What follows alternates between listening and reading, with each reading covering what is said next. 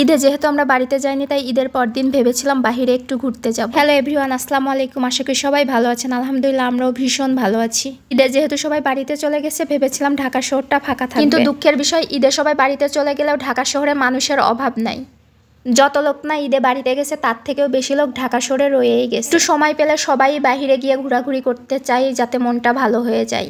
বিশেষ করে ঈদের সময় একটু বেশি মানুষ বাইরে ঘোরাঘুরি করতে পছন্দ করে। এবার ঈদের ছুটিও বেশি পেয়েছে, সময়ও বেশি পেয়েছে, এই জন্য নিজেরা নিজেদেরকে অনেক সময় দিতে পেরেছে। এবার ঈদে আমরা গিয়েছিলাম জাতীয় স্মৃতিসৌধে, যেহেতু আমাদের বাসার পাশে, এই জন্য অনেক সময় অবহেলা করে যাওয়া হয়নি, তাই ভেবেছিলাম ঈদের মধ্যেই ঘুরে আসবো। গিয়ে দেখি এত পরিমাণ রোদ আর এত পরিমাণ ভিড় যে পা ফেলার জায়গা নেই, একটু বসারও জায়গা নেই, এরকম একটা অবস্থা। রোদের তাপমাত্রাও এত বেশি যে রোদ্রের মধ্যে যাওয়াই যাচ্ছিল না। স্মৃতিসৌধে গিয়ে বেশ ভালোই লাগছিল, অনেক দিন পর এভাবে সময় কাটাইলাম।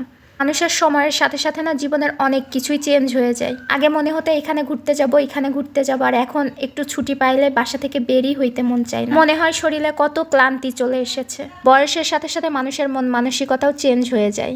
আমার অবশ্য অনেক মানুষ দেখলে বেশ ভালোই লাগে, যেখানে অনেক মানুষ থাকে সেখানে অনেক হাসি আনন্দও থাকে। প্রত্যেকে তার প্রিয়জনের সাথেই ঘুরতে আসে, আর এই প্রিয়জনের সাথে সময় কাটাতে সবাই খুব ভালোবাসে।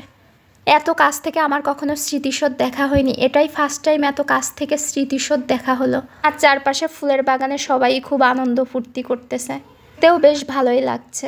এটাই আমাদের জীবনে প্রথম বাড়ি ছাড়া ঈদ করা, আর বাড়ি ছাড়া ঈদ করা যে কত কষ্টের, যারা করে শুধু তারাই জানে। আমি এবার ঢাকা ঈদ করতে গিয়ে একটা জিনিস খুব ভেবেছি, সেটা হলো যারা বিদেশে থাকে কিংবা প্রবাসে থাকে, তাদের না ঈদ করতে কতই না কষ্ট হয়। কত বছর বাড়িতে আসে না, আপনজনদের সাথে সময় কাটায়, ঈদ করে না, কিংবা আপন মানুষের সাথে মন খুলে পাঁচটা কথা বলবে সেটাও বলতে পারে না। এর থেকেও বড় কষ্টের আর কিছু আছে আমার জানা নাই। নিজের বাবা মা প্রিয়জন থাকতে তাদের সাথে ঈদের আনন্দ ভাগ করে নিতে পারে না। আর আমার জামাই তো একা একাই ঘুরে বেড়াচ্ছে, একা একাই সব জায়গায় যাচ্ছে। ওর মনে হয় একা একা ঘুরতেই বেশি মজা লাগে আর বেশি ভালো লাগে।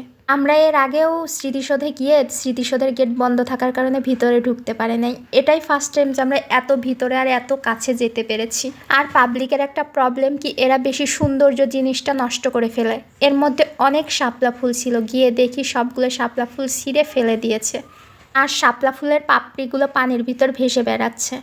এটা যদি না করা হতো দেখতেও ভীষণ ভালো লাগতো। আমাদের মুরব্বিতে একা একাই আস্তে সস্তে ঘুরতেই আছে। আমি জানি না মুরব্বি স্মৃতিসৌধ দেখতে গিয়েছে নাকি মানুষ দেখতে গিয়েছে, পিছনে হাত বেঁধে হাঁটতেই আছে। আপনারা হয়তো বলতে পারেন যে মুরব্বিটা হলো আমার হাজবেন্ড। আমি আমার হাজবেন্ডের নাম দিয়েছি মুরব্বি। মুরব্বিদের মতো করে হাঁটা চলা শুরু করে দিয়েছে এবং এসে ঠিক নদীর পাশেই দাঁড়িয়ে পড়েছে। আমার কাছে দেখতে কিছুটা নদীর বাঁধের মতো লাগতেছে, মাঝখান দিয়ে নদী, দুই পাশ দিয়ে রাস্তা, ফুল গাছ, এবং সবাই সেই নদীর পাশে বসে বসে সময় কাটাচ্ছে। এখানে সব সময় সকাল 10টা থেকে বিকাল 5টা পর্যন্তই খোলা থাকে। ঈদের পর দিনও সকাল 10টা থেকে বিকাল 5টা পর্যন্ত খোলার মাইকিং হচ্ছিল। ঘুরে ফিরে বেশ ভালোই লাগছিল। একটা জিনিস অনেক খারাপ লাগলো, এর ভেতরে কোনো খাওয়ার জিনিসই পাইলাম না। সবাই ভালো থাকবেন, আল্লাহ হাফেজ।